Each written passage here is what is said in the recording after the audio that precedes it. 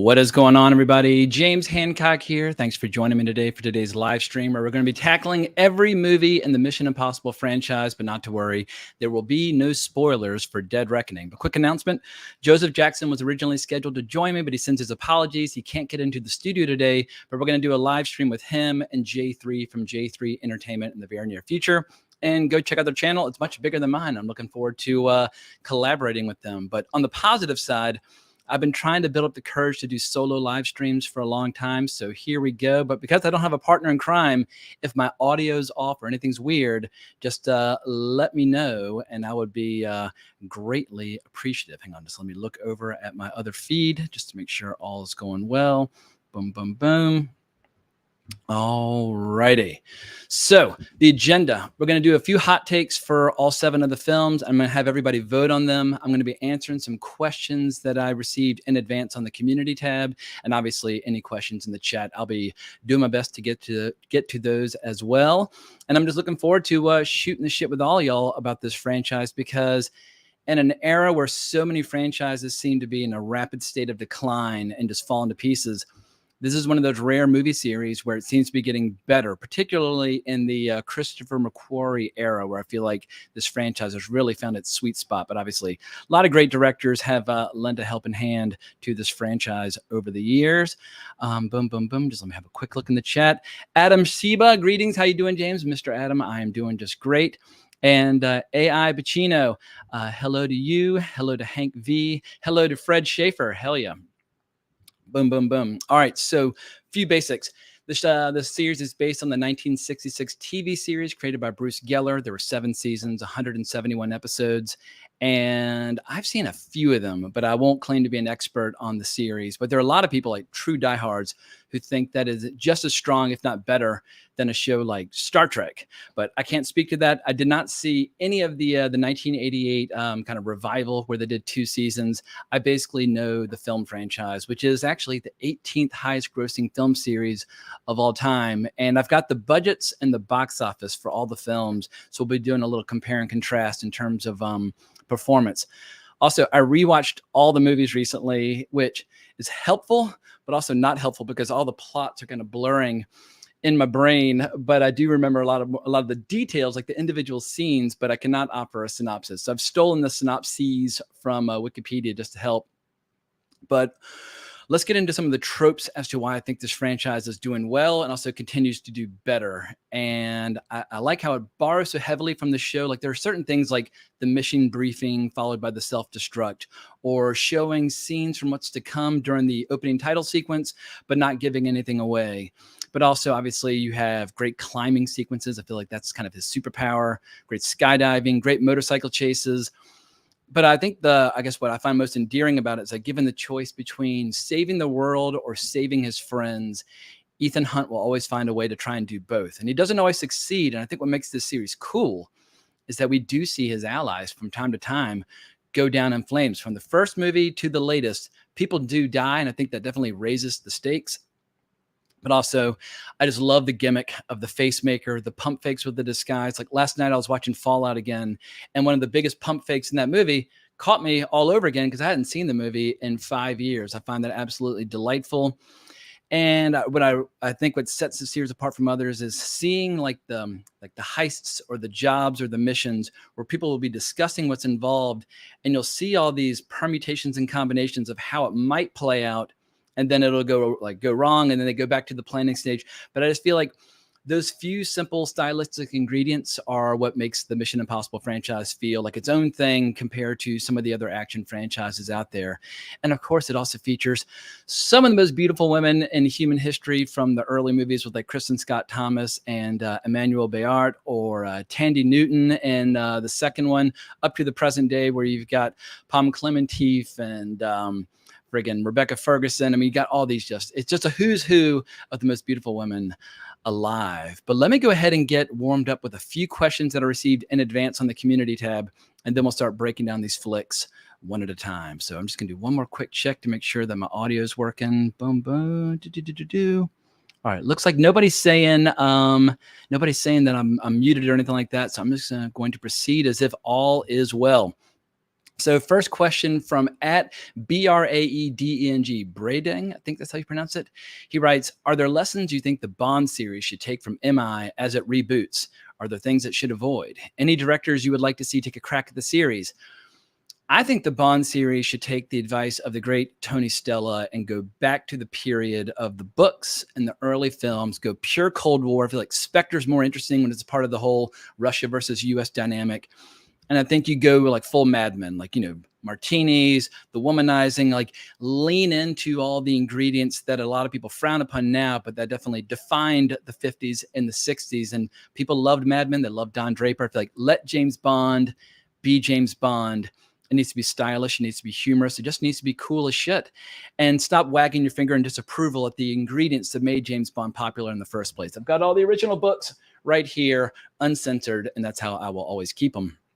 As far as filmmakers that might take a crack at it, I like Matthew Vaughn, but obviously he's already had several turns at bat with the Kingsman series, which is very Bond adjacent. And Edgar Wright could be cool. I feel like it should always be a Brit, and they should always have a sense of humor. Next question is from at Sparks86. He writes, hi, James. What are your favorite action scene / stunts in Mission Impossible franchise? The last night as I was rewatching Fallout, I was really impressed by the jump where Tom Cruise breaks his ankle. He's running across rooftops. He's leaping, and the buildings are getting farther and farther apart. And the last one he jumps, he lands like on his ribs on the edge of the building, and it just looks so fucking painful. And I like stunts where you can just tell an actor's putting it all on the line. And then if you watch like the behind the scenes, you can see how his foot, when it hits the wall, bends up at this weird angle, but he finishes the shot. He limps out of frame. And it was incredible. And another good one where I saw the behind the scenes was when they're doing the helicopter chase at the end of Fallout, and he's hanging on and he falls down this long line and he bounces off this like this payload before hanging onto the net. Tom Cruise really did that stunt. I mean, it's just absolutely insane. So as much as I'm impressed by the skydiving and the motorcycles and that sort of thing, the down and dirty old school stunts always impressed me. Also, speaking of Tony Stella earlier, he posted an interesting tweet yesterday where he was showing side-by-sides of Jean-Paul Belmondo as well as Jackie Chan, who are famous for both their stunts as well as their movie posters. So shout out to all the legends who have, done their own stunts in the past, going all the way back to the glory days of people like Buster Keaton. They're a bunch of crazy fucks, and they put life and limb on the line, all for our viewing pleasure. Next question from AR Black X. Should Dead Reckoning Part 2 be the final movie in the franchise, ended on a high note and avoid the risk of the quality dropping? Or do you reckon it should keep going until Tom Cruise physically just can't do them anymore? I'm amazed that he can still do them. He's 61, but I think as long as the team is all in and as long as they're invested and as long as they are trying to deliver the best product possible, then I'll trust their judgment. And I don't know if Ethan Hunt at a certain point should be the guy in the van wearing the headset as opposed to jumping off rooftops. But I think Tom Cruise should continue to do other movies with directors like Doug Liman, where they're talking about shooting a movie in fucking space, or movies with directors like Joseph Kosinski, who did Top Gun Maverick. I think as long as he doesn't only do Mission Impossible, I think it'll stay fresh and it'll stay exciting. Next question at Zine M5436. Who, in your opinion, is the best candidate to replace Tom Cruise as Ethan Hunt? And please keep these videos coming. First of all, thank you for the vote of confidence. But I think when Ethan Hunt retires, then they should bring in another character. They shouldn't recast it. I think whether Tom Cruise quits or dies making one of these or voluntarily kind of vacates the title. But if you go back to the TV show, they had a revolving cast of characters. Like Peter Graves did not play Ethan Hunt. I think you just continue to groom the cast internally, which they were obviously trying to do with Ghost Protocol with Jeremy Renner. And at a certain point, Tom Cruise told the studio brass of Paramount, any and all attempts to replace me in this franchise, y'all can go fuck yourselves. I'm here to stay. So Jeremy Renner only got to do 2. But I'm all for introducing new characters in the IMF. And if they can keep the brand going for another 60 years, works for me. And the last question that I received in advance was from Ian Smith 6166.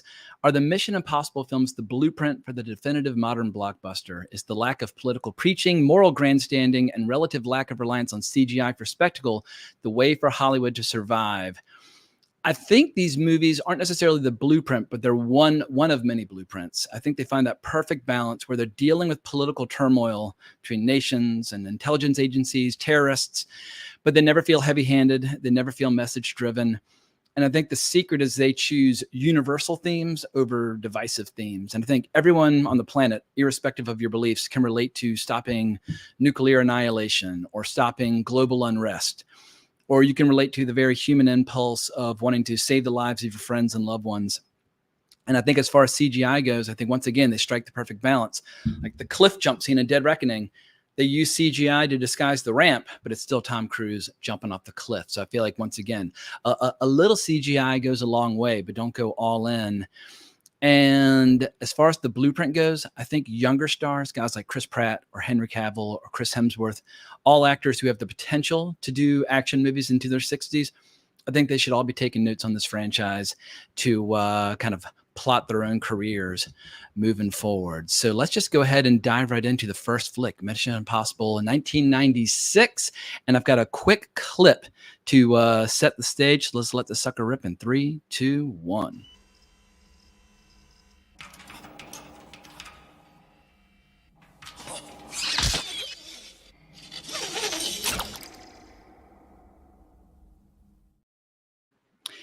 And it's incredible to me that these movies go back to 1996. I was 20 when that came out. But the plot of the first one, Ethan Hunt is framed for the murder of his IMF team during a botched mission in Prague and accused of selling government secrets to an arms dealer known only as Max. On the run, Ethan seeks to uncover the real traitor and clear his name. And for me, the feature attraction of this is director Brian De Palma. Brian De Palma is fucking incredible. I mean, I know him better for movies like Dressed to Kill or friggin' Body Double. I mean, Carrie or Scarface, I mean, or Carlito's Way. But if you watch the heist sequence when they're breaking into CIA headquarters in Langley, the angles, the tension, the suspense, like all the tricks that Brian De Palma learned from studying Alfred Hitchcock obsessively, they're all on display in this flick. I love how it starts with a lot of his team getting killed, like Emilio Estevez. When I saw this, like, oh, Billy the Kid, bring on Emilio Estevez. Boom, spoiler alert, he dies in the first mission. Or Kristen Scott Thomas, you know, she would later on star in movies like The English Patient. She dies in that first mission. And once again, you just realize, all right, this is for real. They're not just playing Halloween with masks. These are real missions with real stakes. And just seeing the whole team kind of eviscerated De Palma style made it really special. And I like how there's all the sleight of hand with like swapping of discs like you see in Dead Reckoning. Like so many of the tropes are already on display that would make the franchise really hum and work in later movies. And it's also just wild seeing that Tom Cruise looks like he's 11 years old in this, and he was deep into his career. I mean, he'd been making movies since the early 80s. This is 1996. But when you watch it in comparison to Dead Reckoning, you're like, whoa, it looks like, you know, Tom Cruise's son. But I think this one holds up real well in comparison to 2 and 3. I think of the early crop, I think the first Mission Impossible is the strongest of the 3. But before I push on, let me just have a quick look at the chat to make sure I haven't missed anything really cool. So from AI Pacino, I wonder what would have happened to this franchise if Cruise had walked away. What kind of Marvel-influenced reboot would we have gotten? I don't know if they'll ever reboot because Ving Rhames obviously has been in every single one of them, even if it was just like a little cameo in Ghost Protocol. And even in the latest movie, Dead Reckoning, they brought back, was it Kisrich or whatever his name is? Like he hadn't been in any of them since the first. And here he is coming back. And I just love how Kittredge. They keep bringing these characters back. And so nobody kind of stays gone forever unless they absolutely get killed. So who knows, maybe Anthony Hopkins will come back for another. But yeah, I think Tom Cruise, among his many traits as a movie star, is an excellent producer. And I think, yeah, he very wisely won that battle with Paramount. And obviously, ever since Ghost Protocol moving onward, the box office just keeps going up, up, and up. So looking down the questions, boom, boom, boom. Have you ever played Hitman? Those games feel like Mission Impossible, the TV show. I've never played Hitman. Right now, I'm playing Baldur's Gate 3. The official release comes out in early August, but I'm just basically trying to master all the early access stuff before the official release in August. But let's move on to Mission Impossible 2, and I've got a clip ready to go.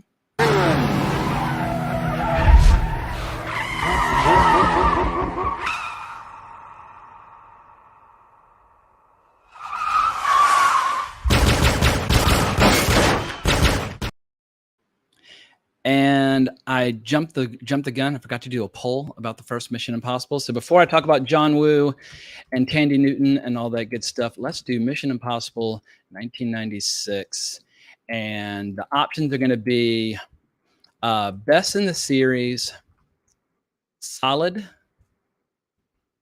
weak, or skipped. And I'm going to use those options for all 7, and we'll slowly but surely see what people think. So as I get that poll up and running, I'll start ranting and raving about the John Woo film. So 2000, John Woo was coming off of Face Off, which had been a huge hit. But for me, having John Woo behind the camera, I was obsessed with The Killer and Hard Boiled in college. And then later on, I discovered A Better Tomorrow 2. I mean, his Hong Kong films are some of the best action films that I've ever seen. And, no matter which action films you like, from which era, from which country, I think John Woo's best movies can go toe to toe with any of them. But he's a kind of a strange fit with Mission Impossible. Like, a lot of people don't like this one. I get why they don't like it, because there's a lot of slow motion. It's heavily stylized, a lot of doves flying through flames and things like that. It's really unusual if what you're used to is the Christopher McQuarrie era. But I don't think this franchise necessarily always needs to so rigidly adhere to the same style over and over again. So I like that this exists at a minimum. And Tandy Newton just looks like such an angel. And I've heard some people just say her name's pronounced Tandue, but anyway, I'm going to call her Tandy just for the sake of simplicity. But while this movie doesn't feel so much like a Mission Impossible movie, I do like how it has really slick action sequences, really slick shootouts, really slick martial arts, really slick motorcycle stunts. And if you're into, you can just as easily see Chow Yun-fat starring in this as opposed to Tom Cruise. So I think it's worth a look.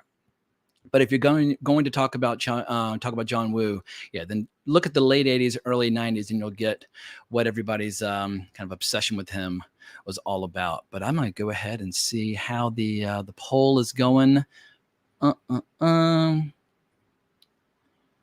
All right, so as I wait for the results to come in, I can't start another poll until the other one goes down. So I'll look for a quick question in the chat before I go any further. I thought Renner was supposed to take over after the Bourne movies. Yeah, he was being groomed on Ghost Protocol to take over, and then when Ghost Protocol did wildly better than Mission Impossible 3, everybody realized that they should keep the formula intact. So here we go. Mission Impossible 1996, 85% said solid, 9% said best in the series, 4% skipped, 0% say weak. So yeah, bravo to Brian De Palma. His movies have got enduring appeal. So let me go ahead and start the next poll then for Mission Impossible 2. Once again, I'm going to say best in the series, solid, weak, skipped. We'll see what people have to say about that. Alrighty, so is there anything else I want to share about Mission Impossible 2? I do want to start getting into some of the box office and grosses, but it relates to a question from Jack Martin at jmartin578 from Twitter. And he writes, would you agree that J.J. Abrams saved the franchise? The second one wasn't well received, and if the third was awful, it probably would have killed it, like what happened with the fourth Bourne film. Instead, J.J. was able to revitalize the franchise, which allowed for Ghost Protocol to be made. Also, if you were a producer on the next James Bond reboot, what aspects of the MI franchise would you incorporate? Well, when he asked this question, that's when I did a little research on box office and budgets for the films, and I found this fascinating. First movie, made for $80 million and a gross worldwide $457 million. Awesome hit. Mission Impossible 2, bigger budget, made for $120 million, but it grossed $549, a big jump up in box office. So I think even though some people don't look back on it fondly, it did very well. Mission Impossible 3 was made for even more money, $150 million, but it only grossed $399. So I think the narrative that J.J. Abrams saved the franchise is actually not accurate. Even if people really like that movie, it is actually the lowest performer of all six previous movies. We're obviously have to wait and see how Dead Reckoning does. Because when you go into Ghost Protocol, the budget went down a little bit to 145, but then it grossed 694. I mean, it grossed nearly 300 million more than J.J. Abrams' movies. So I think if anybody saved the franchise, you could say it was Brad Bird. And I think with Ghost Protocol, they finally locked down what makes this franchise hum. You need one major stunt that's going to blow everybody's minds, and climbing the tallest building in the world definitely qualifies. And I think one of the reasons that movie really seems to kind of establish the format, Christopher McQuarrie was one of the screenwriters on that flick. So before I get into my thoughts on MI3, I have a quick clip, so let's let this sucker rip.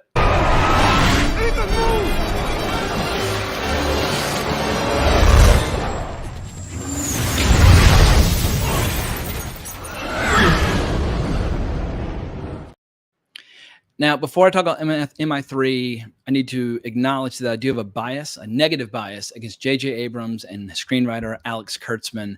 But this was before Star Trek 2009. This is before Star Trek Into Darkness. This is before J.J. Abrams made Rise of Skywalker. This is before Alex Kurtzman ruined Star Trek. And so I think you have to try and watch MI3 and disregard the filmmakers that J.J. Abrams and Alex Kurtzman evolved into, and just look at this as young filmmakers who are coming out of the land of TV to take a crack at a feature film.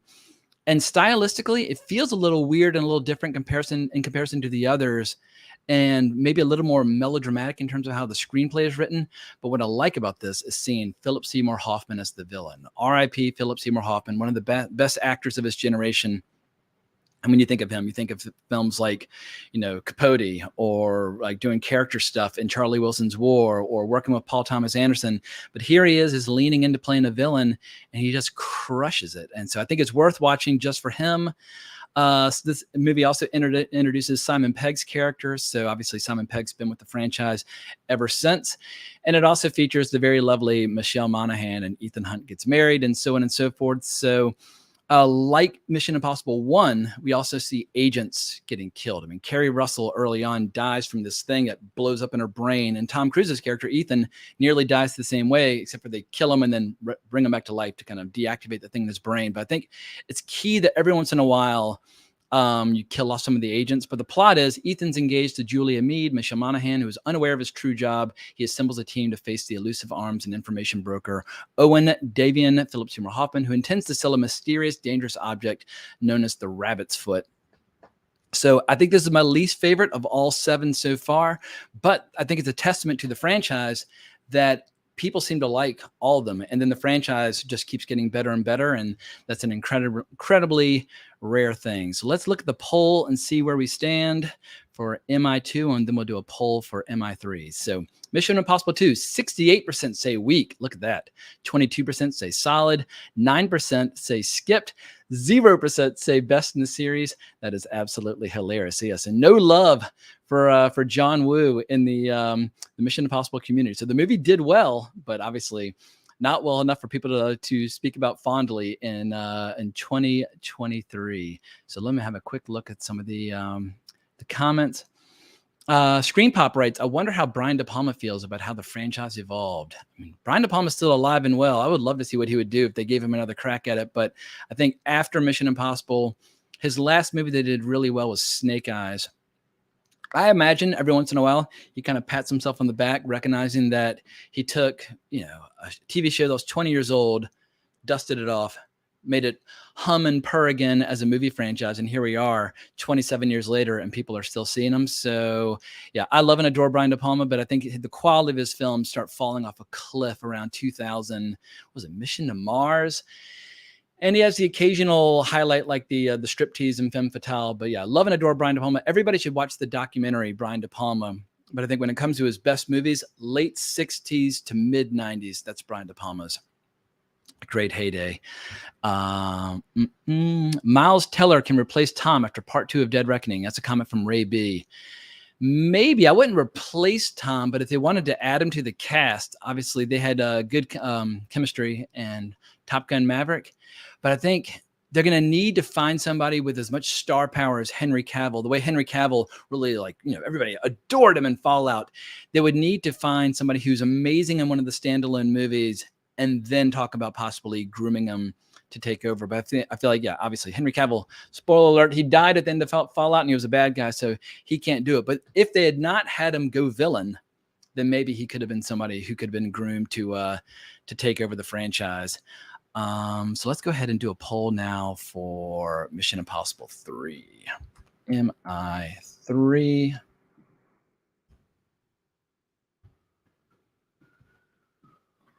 Best in the series. Solid. Weak.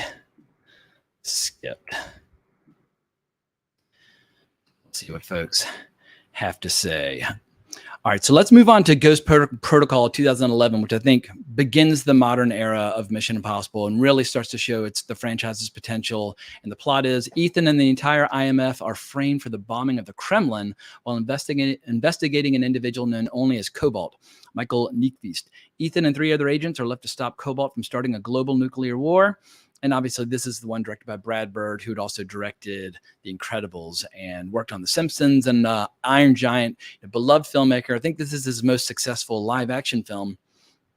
And this movie also gives us Léa Seydoux, who was brand new back then. Like, she'd appeared in Inglourious Bastards, but that's early scene where she kills an agent is almost like a sensual kind of sexual embrace, the way she walks up and shoots him several times in the stomach. It's really ruthless. Once again, you always got to kill off agents just to keep the stakes high.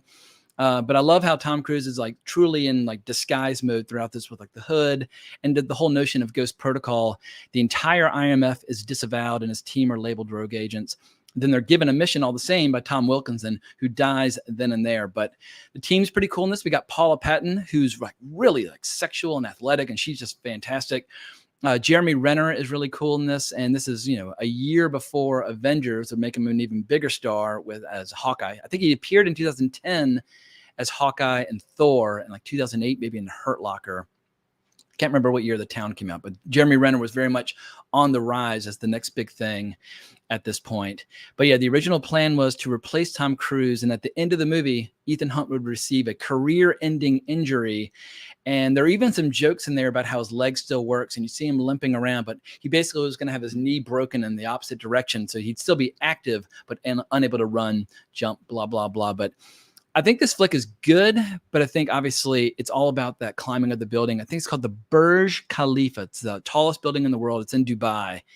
And that scene set the stage for the rest of the series. And I have a little clip from that scene.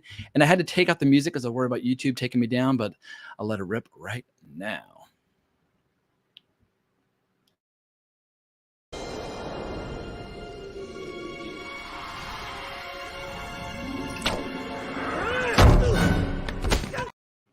I mean, that is so fucking hardcore. I don't know to what degree Tom Cruise was in danger during that. And obviously he still uses some stunt people, but yeah, using the world's tallest building is always a great gimmick. And I guess my only real knock against Ghost Protocol is that Ving Rhames is absent until the very end. But yeah, y'all have to tell me, why did this movie suddenly do so much better than what came before? Because around this time, Tom Cruise was not like, he definitely was suffering from some brand problems, like relationship problems, like association with the Church of Scientology and all that kind of stuff. Like, I think now post Top Gun Maverick, it's easy to think of him as still one of the biggest movie stars in the world. But there was a period there where it seemed like he might be on the wane. Like early 2000s, you got him in cool stuff like Collateral, the Michael Mann film. And obviously he was hysterical in Tropic Thunder.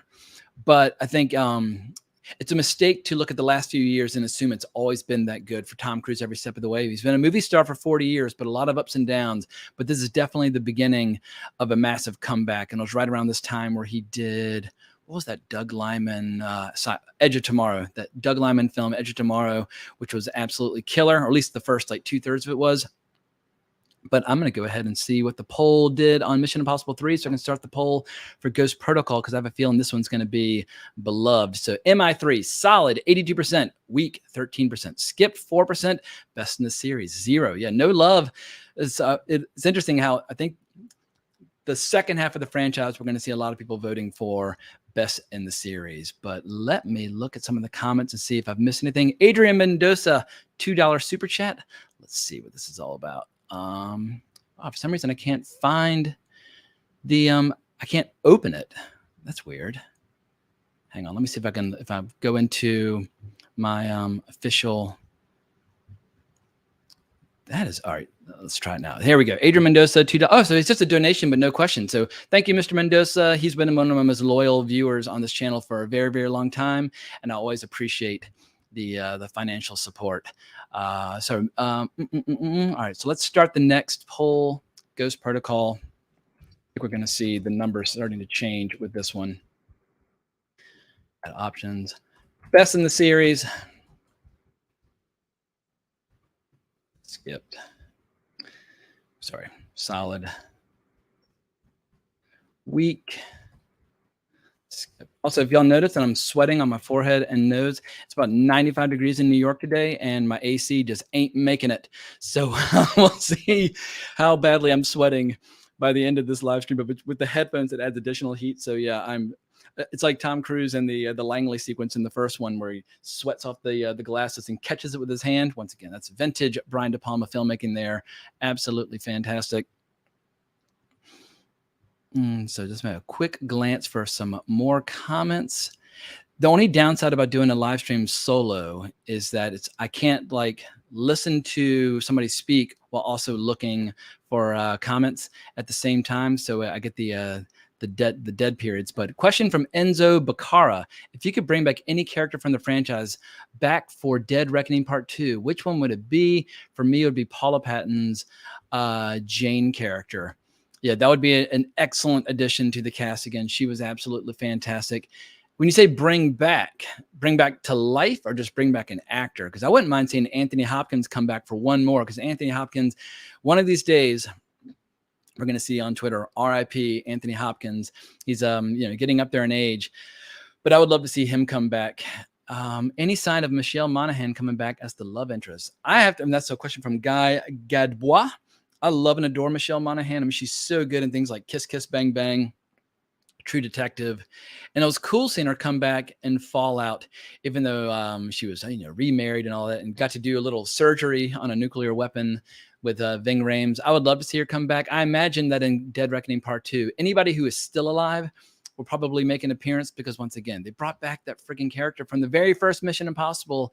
And if you go on Wikipedia and just look up the Mission Impossible series, they have this interesting chart where they show all the different actors and which films have appeared. And like, it's kind of like this sliding scale where some people get 1, some people get 2, some people get 3, and then they kind of pop in and out. But obviously only Tom Cruise and Ving Rhames have been in all 7. All right, so another comment. Damn, you got to play Hitman 3, James. Will do. But yeah, Baldur's Gate 3 I'm completely obsessed with it right now. So it's going to be tough to pull myself away. Dr. Ottigan writes, what about Broken Arrow, Travolta and Christian Slater? That was also John Woo. True. As well as, was it Hard Target with Jean-Claude Van Damme, which I think he made right after Hard Boiled. So I love John Woo's Hollywood career, but I think Face Off is the strongest of his Hollywood career. And if I were to go with his best Hong Kong film, I think the best action film is Hard Boiled, but the best movie overall is The Killer. I think that's got the most style, most emotion. Adam Seba says, MI2 is so cheesy for me. I don't know why. I don't think it's cheesy just for you. I mean, it is cheesy. I mean, it's Tom Cruise, long hair, doves flying, flames, etc. But I do have a sentimental weakness for it. All right, so let's see what this latest poll has to say. And then we'll move into the Christopher McQuarrie era. So Ghost Protocol, solid, 53%. Best in the series, 30%. Holy smokes. Weak, 7%. Skipped, 7%. All right, so I think we're getting into the period now where we're going to understand why this franchise is on the ascent when so many other franchises are on the decline. And I hate overly simplistic narratives as to why some franchises are doing well or poorly. Like if The Flash is underperforming, let's not just say, oh, people don't like The Flash. Let's understand why that movie failed so spectacularly. And if Dead Reckoning achieves a franchise record with its opening weekend, like a lot of people are projecting, let's try and understand why and get into the details. And I think like the devil's in the detail, as always, whether it's for good or for bad. So let me cue up the 5th movie with a little clip. And I have no music on this because I was worried about YouTube pulling it down. But when you see the clip, you'll know why I chose this one over the others.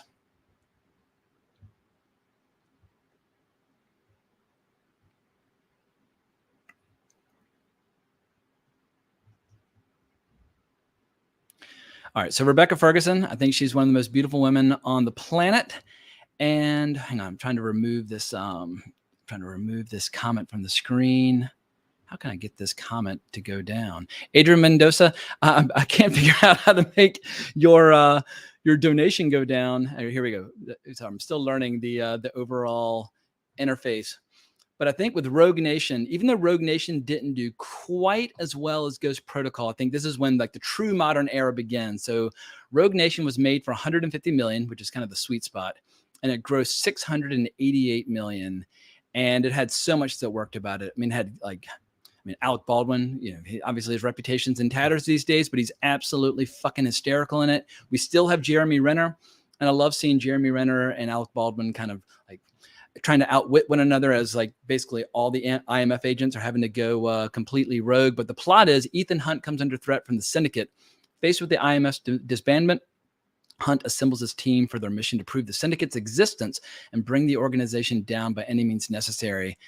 I love the idea of the Syndicate as well as the Apostles in the follow-up movie. I feel like the same way MI6 and James Bond needed Spectre, you always need the IMF to have an opposite number. And like when it comes to politics, every studio now is reluctant to have China or Russia or any nation be the official enemy in these action flicks or political thrillers. So I think if you can like cook up and invent these like unique terrorist organizations, almost like G.I. Joe and Cobra, I feel like then you can just have at it and have them be as crazy and psychotic as you like, and nobody's going to get offended. But I like also in this how Tom Cruise is still young enough to do some really crazy stunts. It's a scene early on where he's handcuffed to this pipe and Rebecca Ferguson's beating the fuck out of all these people. And Tom Cruise flips upside down and does this thing where he kind of like throws his legs up and keeps hopping up the pipe until he comes off. And it's like, whoa, like somebody's pretty goddamn athletic. And so, yeah, I think Tom Cruise, inevitably, Father Time is undefeated. Inevitably, he will have to slow down. But in Rogue Nation, he was still like incredibly athletic. But yeah, when I saw Rebecca Ferguson in that sniper sequence, that's when I knew that this one was going to be pretty special. And I thought Sean Harris was a killer villain. He had such a great voice. And I like how they brought him back for the follow-up movie as well. But yeah, he has one of the most evil voices imaginable. And I really enjoyed the oxygen tank sequence where you have like this, this heist where you can't bring anything metal in there. And so it means no oxygen. And Cruise runs out of air, and the rescue by Ferguson when she's got her legs wrapped around him, I was like, whoa, that is super hot. And then seeing her change. I mean, once again, I know all this sounds really sexual, but part of spy thrillers and making them appealing is giving them sex appeal, which I think is why one of the many reasons why Dead Reckoning is grabbing people's attention, because it has 4 superstar hot actresses. And that's one of the reasons James Bond films were always popular. I think it's one of the reasons that these movies are always popular. But let's go ahead and do a poll for Rogue Nation. Bam, bam. Start a poll. Rogue Nation. I wish I had like a speedier way to get these polls up and running. I need a somebody who wants to be like my wingman in the chat who can handle all my polls. I'll have to get like a moderator in the future. But Rogue Nation, best of the series, solid week. Skipped. I have a feeling this one's going to rank very high for a lot of people. I'm going to assume that Fallout's going to be a lot of people's faults, as well as Dead Reckoning. So let's have a quick glance at some of the comments. Make sure I'm not missing anything good. Antonioni, great name. Hi, James. I'm watching you from Paris. What are the differences you see between the first MI and all the others? It's that signature Brian De Palma style. When you look at his camera angles and his shot selection, he's one of the most dynamic shooters in the history of the biz. And from his thrillers to his action movies to his horror films, very few people can shoot a film as beautifully and as dynamically as Brian De Palma. And one of his great assets is he's a master at establishing the geography of the scene so that when things start to happen very quickly, you're not confused. Like when you watch Carlito's Way during the famous pool hall sequence, he really lets you know how everything's going to go down before things start to speed up. And so then you can just sit back and enjoy the ride. And it doesn't feel distracting or like shaky cram or chaotic. You can just kind of revel in the masterful filmmaking. And he's definitely my favorite director who's worked in the franchise. I don't think he made the best Mission Impossible, but I think he's the best director that's worked in the series so far. Next question or next comment. Thomas Begeman, Ghost Protocol's the best of the series. Tom Cruise was still in his prime and it reinvigorated the franchise. It totally reinvigorated the franchise. As far as his prime is concerned, I might argue it was the 80s and early 90s, or even through the late 90s, because he was working with Martin Scorsese on Color of Money. He was working with Francis Ford Coppola on The Outsiders. He was working with Tony Scott on Top Gun and Days of Thunder. He was working with Stanley Kubrick on Eyes Wide Shut. I mean, Paul Thomas Anderson on Magnolia, like the best directors in the world in the 80s and 90s, or Oliver Stone with Born on the 4th of July. It's just incredible how many like first-rate, world-class directors he was working with back then. Now, it's kind of the Tom Cruise show, and like what he says goes. And you can tell, like, if there was a dispute between the filmmaker and the star, I have a feeling Tom Cruise would win. But in the 80s, if there were a dispute between the star and the director, who knows? I don't know if he would have won those disputes or not, but I think that's my favorite period. But also, I was young then. I mean, Risky Business, that movie is absolutely fucking killer. So let's see how this poll's going. Rogue Nation, solid 63%. Best in the series, 22%. So not quite as high as Ghost Protocol. Skipped, 9%. Weak, 4%. I'll be curious to see why some people think that it's one of the weaker ones. Because I feel like that one, it's funny, like the plot of these, I'll never argue that the plot of these movies is necessarily their greatest asset. But yeah, I guess anyway, that's going to be too many polls. So let's get back to some of these comments. Fred Schaefer, MI3 is one of my favorites in the series. Philip Seymour Hoffman was a terrific villain. Cruise's antics while promoting it didn't help the box office. Yeah, I mean, for people who are on the younger side, go back to like 2006 to like 2012 and like his Oprah Winfrey interview and all this stuff. It was just like please stop being the world's strangest person. And he was able to bounce back. And now I feel like people look upon Tom Cruise as one of the most fan-friendly actors out there, where he's constantly thanking the fans. He wants to thrill the fans. That kind of gratitude and effort goes a long way when it comes to getting credit in the bank. Tom asks, have you watched De Palma's Domino? I have. Actually, maybe I'm getting it confused with Tony Scott's Domino. Brian De Palma's Domino. Hang on. Forgive me one sec. Brian De Palma, Domino. 2019. I did not see Brian De Palma's Domino. I think that's the one Brian De Palma film that I haven't seen. Let me just look at his overall career. This is turning into a Brian De Palma live stream. I'm going to have to just do a live stream devoted to him. Yeah, Passion from 2012 was his last movie that I saw. So Domino, I heard that he kind of stormed off the movie in protest or was very dissatisfied by what was done to the movie in post-production. But at some point, just for the sake of completion, I will have to have a look just to see what it's all about. But let's queue up what I think is going to be what a lot of people's favorite in the franchise, MI6 Fallout.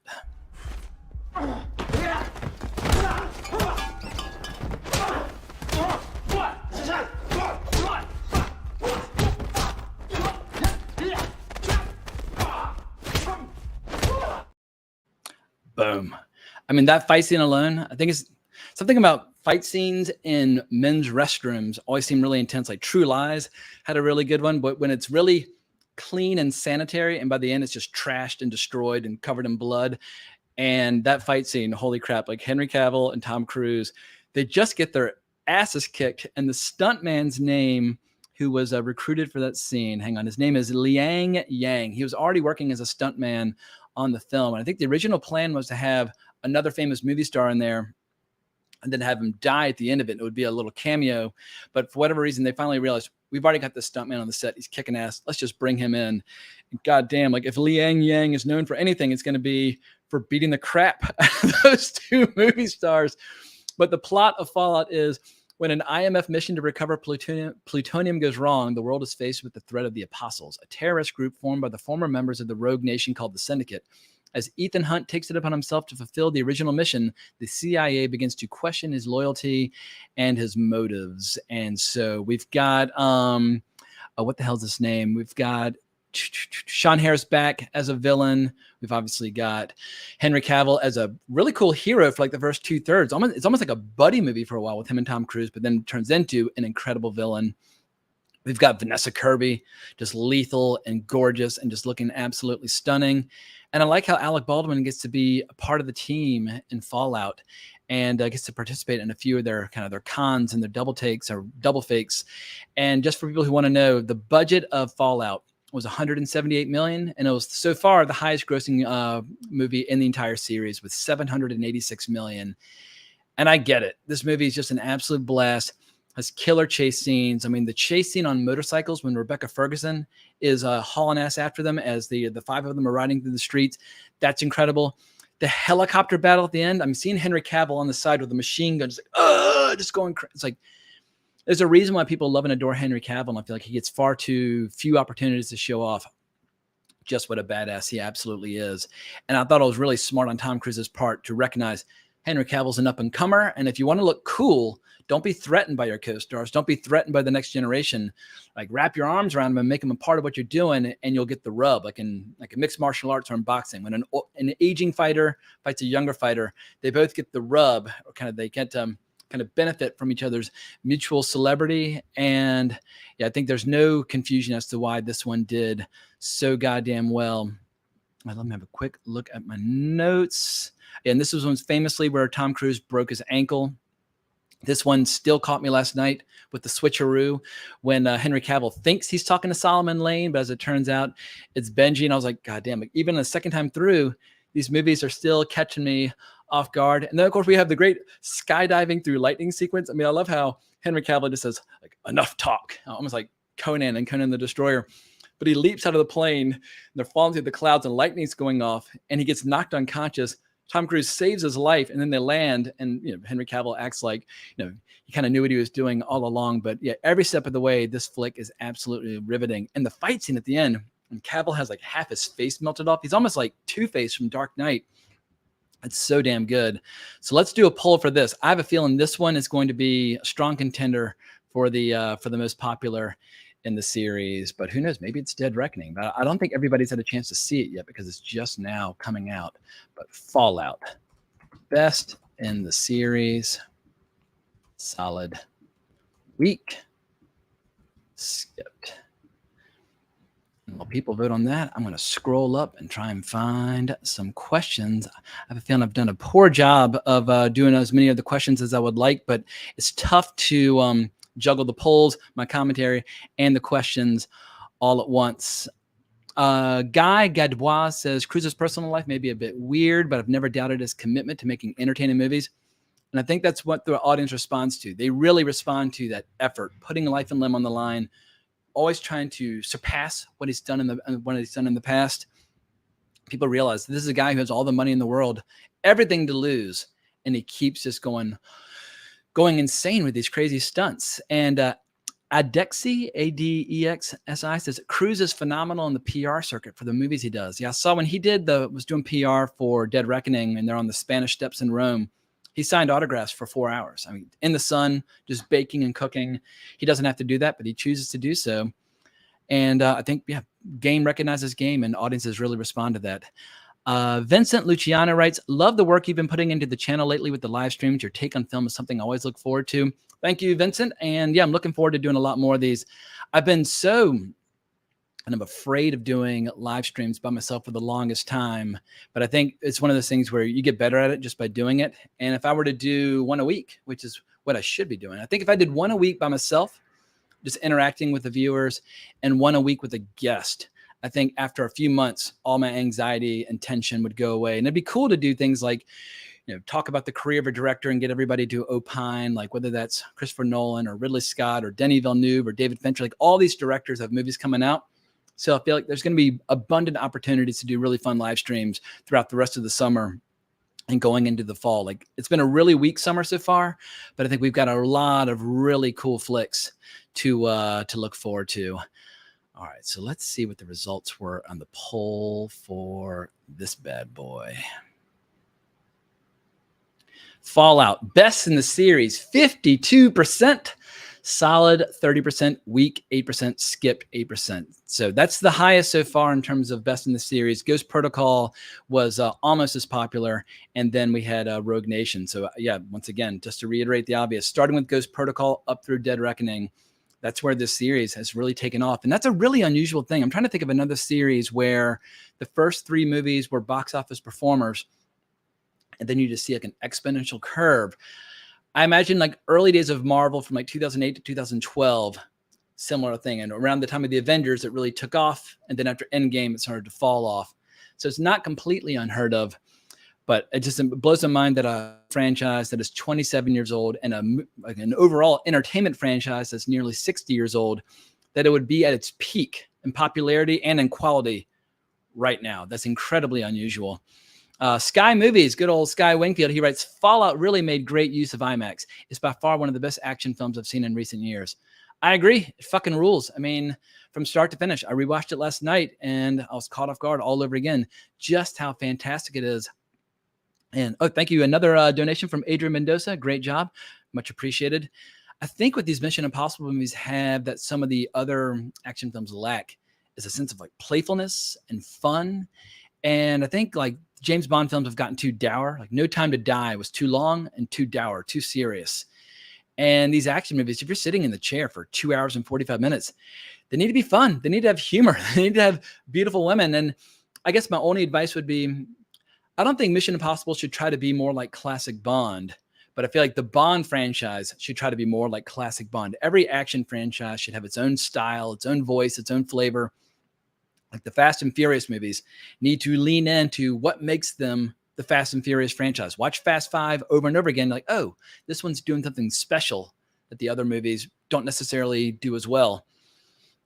Or the Kingsman movies. I think the Kingsman, the first one, the Secret Service, was the best of the three so far. And yeah, and John Wick. John Wick is debatable, like which is the best in the series. I love the first one because it sets up the world.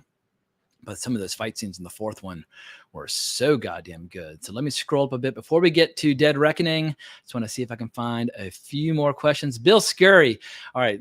I got to include this because Scurry is not a fan of Tom Cruise. He writes, Tom Cruise is a deviant freak playing a tune on his twisted flute, trying to distract people from his pernicious and internationally discredited cult.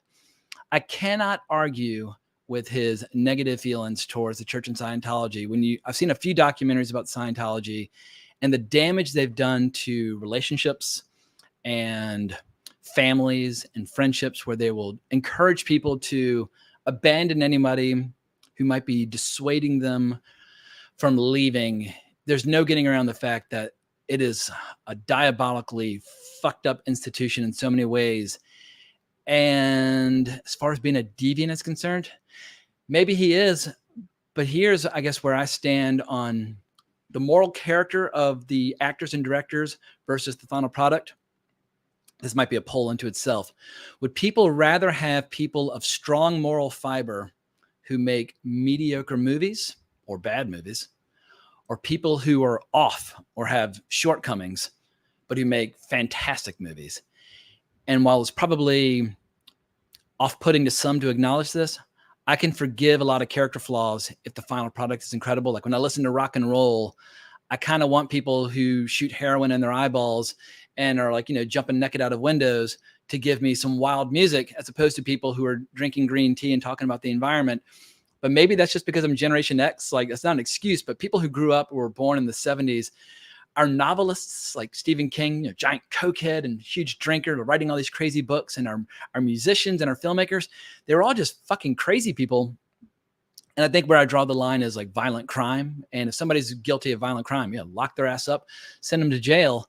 But otherwise, I can forgive a lot of character flaws. And I definitely can see eye to eye with Bill on Tom Cruise's affiliation with that institution, but I give him a pass because the movies are fucking great and they keep getting better. And so that is where I stand. I hope I didn't have just like half my channel just unsubscribe from those comments. But comment from Screen Pop. Ilsa Faust's introduction is iconic. Yeah, I agree. Ilsa Faust, holy moly. I love and adore Ilsa Faust. She is such a cool character. And I love how, almost like in what's that early 70s exploitation classic, Thriller, A Cruel Picture, with the eye patch and the shotgun. You get a little homage to that in the latest movie, Dead Reckoning, with the eye patch and the sniper rifle while she's firing out into the desert while Tom Cruise is trying to join her. But yeah, Rebecca Ferguson, between this and Dune, her career is in a very good place right now. Lewis Cook says the opera sequence was beautifully done. Yeah, I 100% agree. All right, so let me get down to Fallout. I can't remember, did I announce? Yeah, I announced the results on that. So maybe, is it too early or is it premature to do a poll about Dead Reckoning? I guess if you haven't seen it, don't worry about voting, but I'm curious to see how people are going to react to Dead Reckoning for those who have seen it. And don't worry, I'm not going to do any spoilers about how it ends, but I am just curious to see so far how people are responding, because I really did enjoy it. So best in the series, solid week.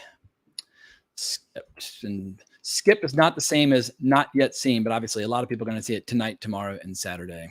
All right, so we're 55 minutes in, and I guess I've survived my first solo live stream experience, which means I'll be definitely doing more, and I'll be trying to tighten up my game in the future as we progress. But if I were to offer a few words about Dead Reckoning, I'm not going to reiterate my review, but I do think it's the best movie of all 7 so far. The cast is incredible. The villains are incredible. The team is incredible.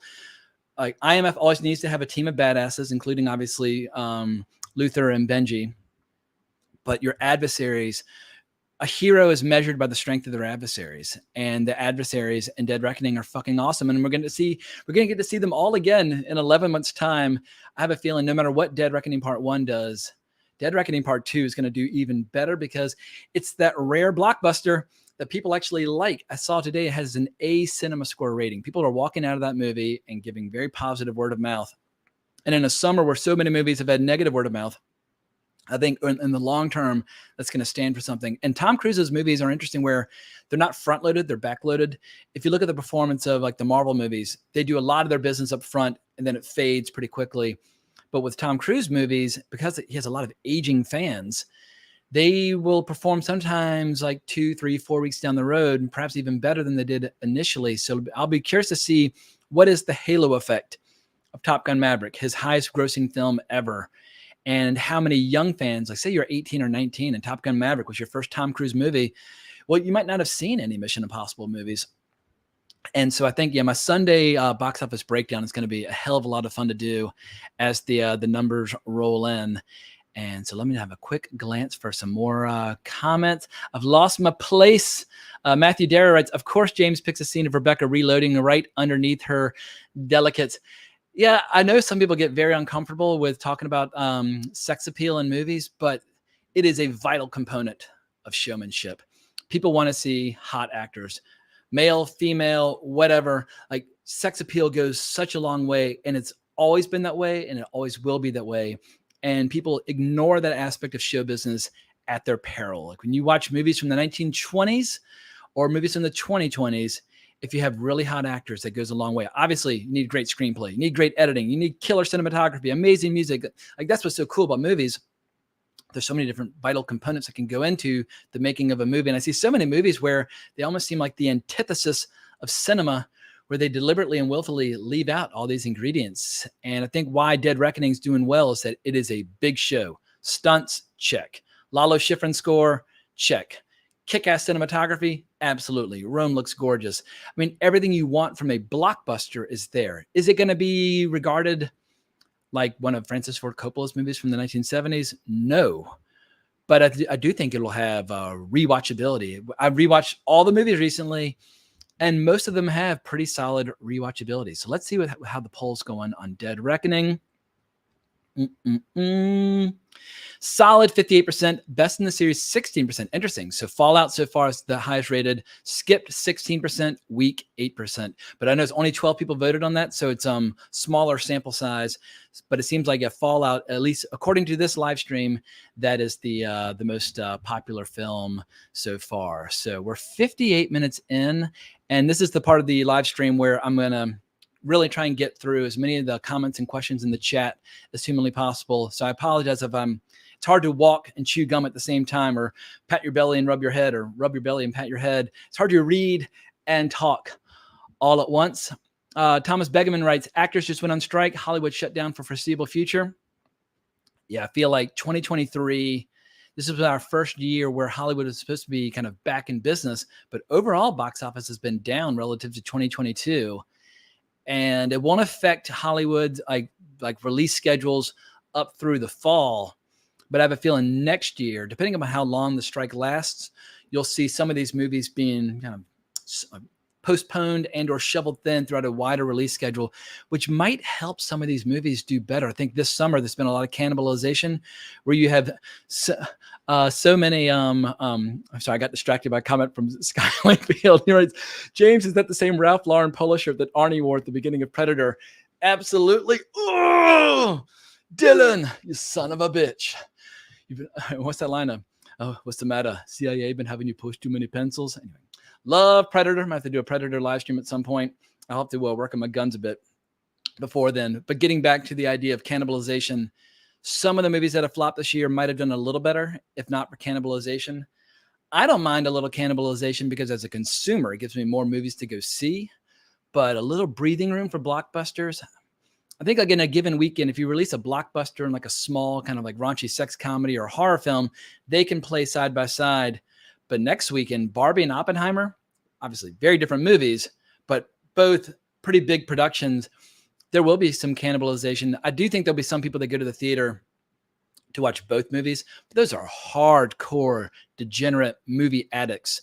The casual movie fan, which is where most box office gets made, are people who go to the movies a couple times a year. I go to the movies a couple times a month, but I'm on the kind of like the long end of the tail. Let's go to a few more comments. Salutations, cover of Fade Routha from Matthew Dara. Yes, I am Fade Routha's proud cousin. They do not let me fight in the gladiator arena, but all the Harkonnens, they are bald and pale, and I look forward to seeing all of them being evil and crafty and diabolical in November. But think about how lucky we are. The summer's been so weird, but Killers of the Flower Moon in October. And then in November, we've got Dune Part 2. We've got David Fincher's The Killer, and we've got Ridley Scott's Napoleon. That's not a bad crop of films for a 2-month period. I think this fall is going to make the summer seem like a bad dream by comparison. But Guy Gadbois writes, sweating with James Hancock. Yeah, I am sweating with a vengeance. I apologize. It's gross, but yeah, I'm waiting for the fall. And yeah, New York in the summer, you basically just sweat for a couple of months and wait for it to get cold again. I think that's a line from a TV show that I heard. So I'm stealing it from somebody. Here's a question from Ramsey Hassan, a good pal from Twitter. I love Cruise and McQuarrie team, but loved how different MI directors put their different stamps on the movies. I agree. I like the idea of a franchise having different styles each time at bat, but because the numbers have been so good during the McQuarrie era, I have a feeling Cruise and McQuarrie will never make a Mission Impossible movie again unless they're working together. And if you look at the Bond films from the 60s and 70s, you had a lot of directors who made several films, like Guy Hamilton. I think he made 4 or 5, but several directors who just stayed in the franchise. And that's not a bad way to build a career. Let me just keep dragging down. Tom writes, this is great. It feels just like one of your vids. Thank you so much. I appreciate the vote of confidence. What people like Bill Scurry knows that when I do my videos, because I stumble and start and have a lot of diarrhea of the mouth, anytime you see a clip or pick, it's because I'm cutting something out and putting a Band-Aid on it to disguise my shortcomings as a public speaker. And so I definitely miss the ability to go back and revise and change anything that I've screwed up. But on the other hand, doing a live stream, it's like a tight wire, like a high wire act, where it's a little more thrilling, and you get a little like adrenaline kind of charge from the fact that if you make a mistake, you have to live with it, because you cannot edit a live stream after the fact. You have to just let it live. Adexi writes, The Flash crashed hard because of Ezra, and though Keaton has a following, Keaton's current draw is still to be determined. Beetlejuice 2 will be a good test. I agree. I saw Beetlejuice in the theater as a kid on like one of those kind of group date scenarios where a bunch of kids go to the theater all at once. Saw it a billion times on HBO. But Tim Burton hasn't made a movie that I like in quarter century or so. And so I will see it. And I hope for everybody's sake, for everybody else's sake involved, that it does well. But I have low expectations. Tim Burton just is a filmmaker without a soul these days. Thomas Begman writes, Rogue Nation was also shot on film by Robert Elswit. He's a brilliant DP. He shot a couple Paul Thomas Anderson movies. What else did he shoot? Let me see. Just do a quick IMDb search. I know there's something else that I'm overlooking. He shot There Will Be Blood. I don't think anybody who's seen that will deny that's one of the most beautiful films ever shot. I shot Nightcrawler. He shot Good Night and Good Luck. what has he done recently? King of Staten Island, Skyscraper. Didn't see that. In any case, he's done great work. But yeah, Inherent Vice. But Rogue Nation was his last really good one. But great DP. We'll see who Macquarie chooses to work with in the near future. So this is my volcanic hot take from Tom. Rogue Nation and Fallout do nothing for me, especially Fallout. Interesting. It's too long and does too much, while Ghost Protocol bounce it all too perfect. All right, that's the first time I've heard somebody speak poorly of Rogue Nation and Fallout, because I feel like those movies, obviously, in terms of numbers, are the highest performing. Actually, Rogue Nation did like just a hair below Ghost Protocol, but it just shows how not everybody agrees on what are the high watermarks for the franchise. I think Dead Reckoning is the best so far, but it wouldn't surprise me if Fallout continues to be the most popular of all. What else do we got?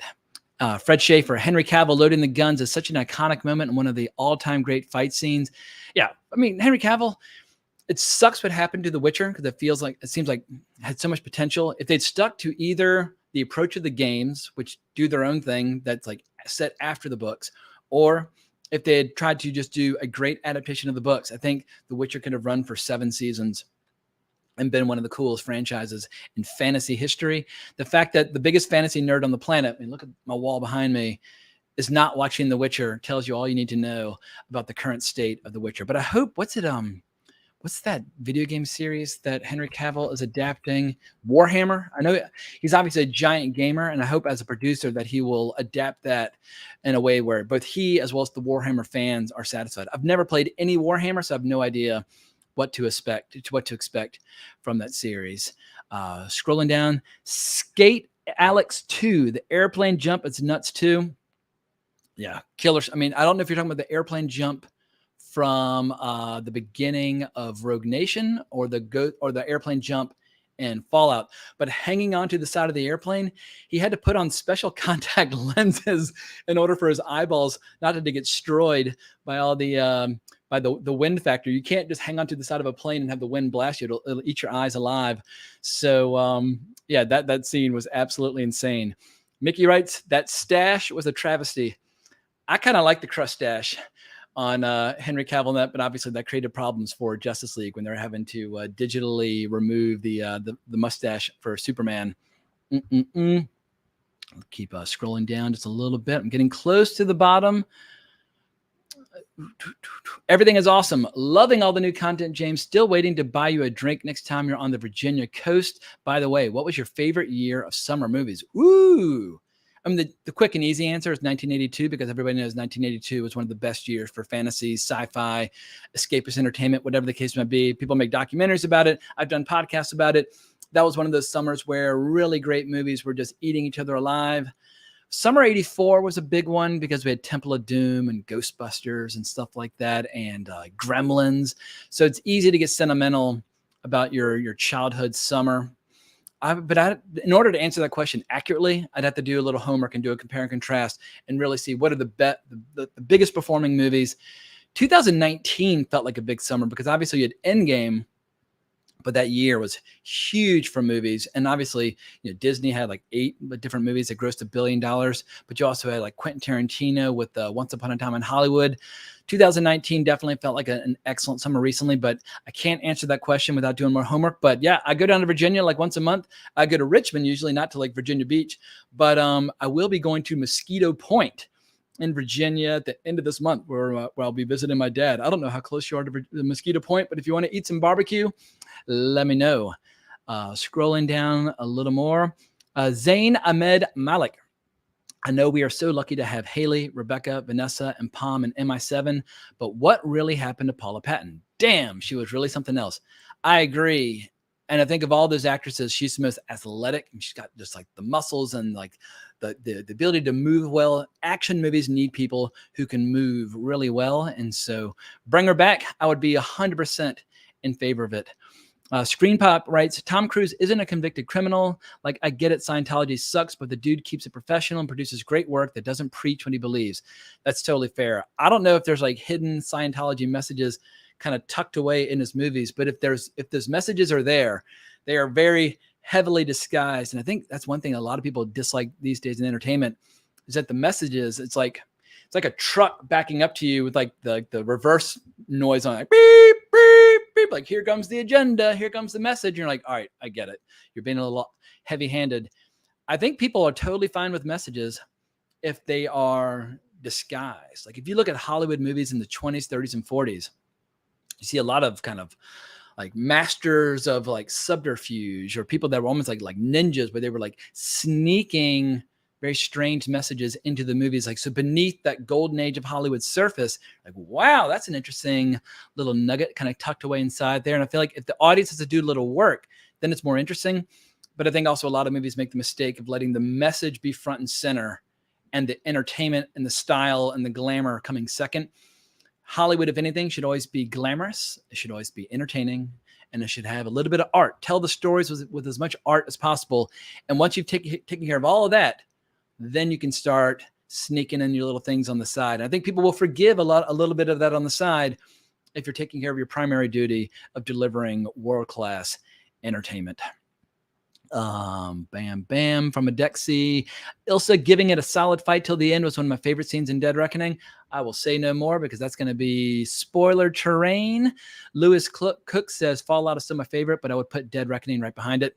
Totally fair. Yeah. Any franchise that's 7 movies deep and the best 2 movies are the last 2. Fantastic news. Oh, wow. Still a bunch of comments. And full disclosure, I'm starting to have a full-blown panic attack about needing to go to the bathroom. Before I start closing things up, I'm going to give out a super membership donation to anybody who's in the channel, because I want to start doing not members only, but live streams where only the members can talk. So I'm going to hand out 20 memberships right now, and YouTube will distribute them to whoever they feel is most active or most deserving. I think I'm almost at the bottom. The Thrifting Channel Kai. I am new here, and I agree with Thomas about Christopher McQuarrie, not the other McHugh. Borrowing from De Palma in the first MI film, a lot of MI7 did. Yeah, if you're going to borrow from the greatest, or borrow from the giants, borrowing from Brian De Palma is never a bad idea, because he was the first to admit he borrowed a lot from Hitchcock. I mean, you watch Body Double, it's basically Vertigo and Rear Window kind of repurposed and turned into this crazy, like, pornographic thriller. Like, if you've never seen Body Double, it is deranged. I won't say it's a good movie, but it is an arresting movie. You won't be able to take your eyes off of it. And like I said, the Hitchcock influence is intense, but it's also got Melanie Griffith as a full-blown porn star. It's insane. Definitely check it out. I can't say enough about Brian De Palma, and I probably do need to do just a Brian De Palma live stream with some other fanatics who really love his work. Mickey writes, Arnie is the king of the movie one-liner. He's one of them. But Sean Connery has a few as well. Like when you watch Goldfinger and he slides that lamp into the bathtub and just like, shocking. I mean, just little things like that. And before Arnie did it, but obviously, yeah, you'll get no pushback from me about Arnold Schwarzenegger. I grew up on his movies, and Conan the Barbarian is one of my all-time favorite movies. Robster writes, Killers of the Flower Moon looks interesting. I'll go one step further. I think it looks fucking awesome. That latest trailer with like that kick-ass music and the violence, like mixing a crime film with the Western, giving us a period piece. It looks like it's got so much going for it. Earlier when I was talking about how a movie needs to have so many ingredients to really soar, that movie looks like Scorsese putting his best foot forward. Matthew Darrow writes, always love your analysis and take, James, super in-depth, and appreciate your love for film. Love that you can hop from great blockbusters to more art house affairs like Beau is Afraid. Yeah, Beau is Afraid, I feel like there's like, if you were to cut an hour out of that movie, you might have been left with a masterpiece. But I do love Ari Aster quite a bit. And you cannot live on a diet exclusively of blockbusters, but you cannot live on a diet exclusively of art house either. And my friends who love movies, and the filmmakers that I look up to who love movies, always seem to have an appreciation for a little spectacle, a little art, and all of the above mixed together. And I feel like, yeah, cinema is at its best when we've got every kind of movie known to man all being made at the same time.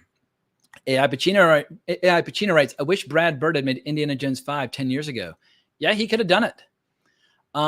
It couldn't have been worse than Dial of Destiny. I know some people really like that, and they get mad when I say that. I don't like it, but I don't like Dial of Destiny at all.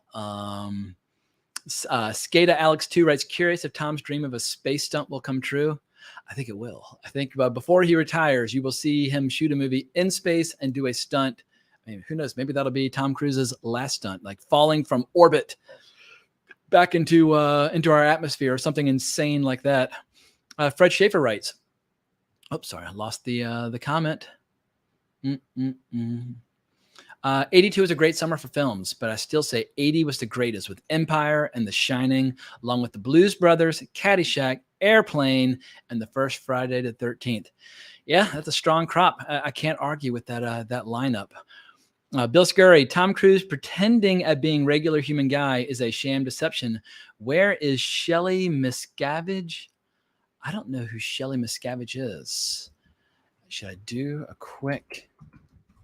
Shelley Miscavige, David Miscavige's wife. Oh, that's David Miscavige is the guy who runs Church of Scientology, and his wife has basically been like disappeared, almost like a political prisoner in China. Like when you see certain people in China being disappeared. Yeah, like I said, Bill and I disagree about Tom, but we don't disagree about the Scientology. And there were a couple of different documentaries that came out all at the same time. One that I really enjoyed was by the documentary filmmaker Louis Theroux. And they basically started coming after him and trying to destroy him as a result of his investigation. It's as dark as current events get. And so, yeah, everybody do your own homework and make up your own mind. So we're getting some comments toward the end, just some very kind support. Thanks for the stream. The streaming fucking rules. That's from Bill Scurry. Thank you, sir. Good times, good times. So I think that's as good a time as any to start wrapping this up. Ozain Ahmed Malik writes, haven't seen Dead Reckoning yet, but is Rebecca Ferguson's Ilsa Faust still Ethan's love interest, or are they going to push for Haley Atwell's character? I don't want to give a spoiler, but what I will say is that Haley Atwell, if you have a crush on her, you will not be disappointed. Like, it's not like some sort of like kinky sex movie or anything like that, but they are great sexual tension, where I feel like sexual tension and sexual gratification are two different things, but classic Hollywood movies had a lot of great sexual tension. And if you like seeing glamorous movie stars looking beautiful and just making like, the skin melt off your face, Haley Atwell delivers in a big way, but so does Rebecca Ferguson. It's an embarrassment of riches. Bill Scurry writes, for God's sake, let James pee, you jackals. All right, so I'm going to go ahead and wrap this up. But Jacob Corn, I never know if it's Corinthose or Corinthose, but Jacob, diehard movie freak, who's been very supportive of this channel over the years. He writes, Mission Impossible is the only blockbuster series that I enjoy currently. Strong words, but I would throw in John Wick. If Kingsman comes back, I would throw in the Kingsman. But the reality is, it's a tough time to be a fan of Star Wars. It's a tough time to be a fan of Star Trek. Tough time to be a fan of Marvel. Tough time to be a fan of Indiana Jones. Tough time to be a fan of DC. Like, the situation's grim for so many franchises due to studio mismanagement or filmmaker agenda or lack of talent. I think lack of talent. Like, sometimes I think we all get a little conspiratorial sometimes about why sometimes movies aren't doing well. Sometimes it's just incompetence. Hank 5 writes, James, what do you think of the Meg 2 trailer? Fucking great. I saw it. I didn't see Meg 1, but I will see Meg before Meg 2. But I saw that as soon as I saw Jason Statham with like his foot on the face of like a dinosaur the size of like a small state, it's like, all right, whatever they're doing, I'm there. I'm in for all of it. And I hope that it will, I hope it'll be just as crazy and deranged and idiotic as it appears to be. And I think that could be the biggest movie in August as a result. Tom writes, what do you think of the 2022 Sight and Sound list? That's a potentially controversial question, because a lot of aging film fans feel like when you look at that, it's very clear that a lot of critics and or commentators were voting based on ideology as opposed to art. And the fact that movies like Chinatown and The Godfather 2 aren't even present in the list, whereas a lot of other films that are about as fun to watch as eating cardboard, you'll see them in the top 10. I think it tells you all you need to know about the current state of film culture, where some people like what a film represents more than the film itself. And I'm guilty of that as well. I like what Body Double represents. And Adrian Mendoza says Body Double is awesome. I like sleazy movies. So I like seeing Brian De Palma give us one of the best. So I don't want to be a hypocrite and claim that I can't see things from that point of view. But if you were to compare the Sight and Sound list from 2002 or 2012 to 2022, I think the previous lists were much stronger if what you're concerned with is what are the best films made internationally in history, where the kind of, I guess, the demographic data of the filmmaker is less of a concern and the final product is the ultimate concern. But maybe I'm biased just because those lists were made when I was younger, and we're all sentimental about times when we are younger. Tom, final question. Have you seen Holy Motors? If yes, what are your opinions? Saw it in the theater. Saw it at the, what's it called? The Film Forum here in New York. And I thought it was wildly experimental and provocative and interesting. I only remember a few sequences. I remember like some crazy, like, homeless person with Ava Mendes, kind of stealing her down into like the sewers below. I remember a scene with a bunch of cars like honking and talking, but Marcus Penn is the person to talk to about Leo Carax's films. I think that's how you say it. Leon or Leo. Anyway, C-A-R-A-X. But if you like off the beaten path cinema, yeah, then you eventually have to make a stop with his work. So the last comment I'm going to read, Zane writes, great first stream, James. Make it a weekly thing. I know I'll be watching. Done. If y'all want to watch, I will keep bringing these back, and I'll try to find some cool topics to keep this going. So thank you so much for your patience and for sticking with me this long. And I'll see y'all again in the very near future. At the latest, I'll be back on Sunday with a box office breakdown, and I'll start brainstorming about a live stream. Bill Scurry and I will be talking about the history of the X-Men in terms of animation, comics, and movies in the near future. And I promise the Church of Scientology will not come up at any point during that recording. So thanks again for watching. I greatly appreciate it. But more importantly, as always, onwards and upwards.